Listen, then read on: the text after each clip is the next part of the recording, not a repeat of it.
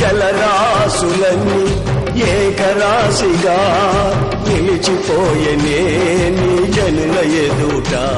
అవి భూకంపాలే అయినా పెను తుఫానులే అయినా, అవి భూకంపాలే అయినా పెను తుఫానులే అయినా, నీ కృపయే శాసించునా అవి అణగిపోవునా.